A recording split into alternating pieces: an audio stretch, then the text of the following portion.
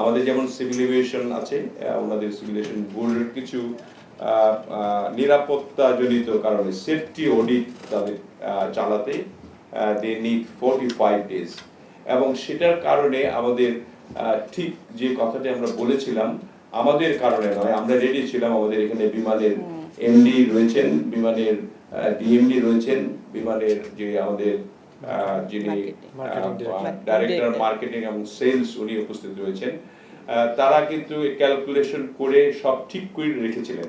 কিন্তু আমাদের যে জাপান সিভিল এভিয়েশন ব্যুরো তারা 45 ডেজের যেটা সীমা রেখা দিয়েছে অডিটের জন্য, সেই কারণে আমাদের ফ্লাইটটাকে এখান থেকে ফিক্স আপ করা হয়েছে 27 তারিখে আমাদের ফ্লাইটটা চালু হবে, জুলাই 27 তারিখে। সো আপনাদেরকে এটাকে ক্লিয়ার করার জন্য যে 30 জুন না বলে যদি অনুগ্রহ করে আপনারা 27 জুনে শুরু হবে এটা বলেন, তাহলে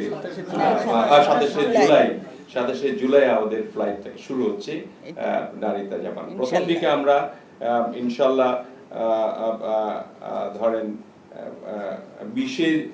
20 জুন থেকে, আল্লাহর রহমতে 20 জুন থেকে আমরা টিকিটটা ওপেন করে দিব। নারিতা রুটের সকল টিকিট বিক্রয় কার্যক্রম শুরু করা সম্ভব হবে, যেটা বিমানের ওয়েবসাইট সহ সকল ডিস্ট্রিবিউশন চ্যানেলের বিক্রয়ের জন্য উন্মুক্ত থাকবে। এটা 20 জুন থেকেই থাকবে। অতএব নিশ্চিত হওয়া গেল যে আমরা 27 তারিখে ফ্লাইটটা যাচ্ছে।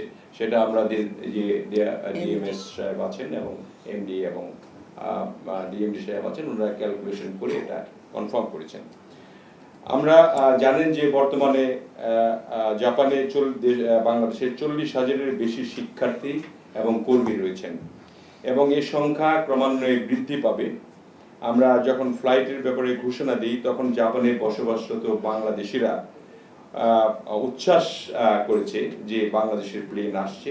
এমনকি জাপানের যে হাই অ্যাম্বাসেডর এখানে আছেন তিনিও খুব উচ্ছ্বাসিত হয়েছেন যে ডাইরেক্ট ফ্লাইটে যেতে পারবেন।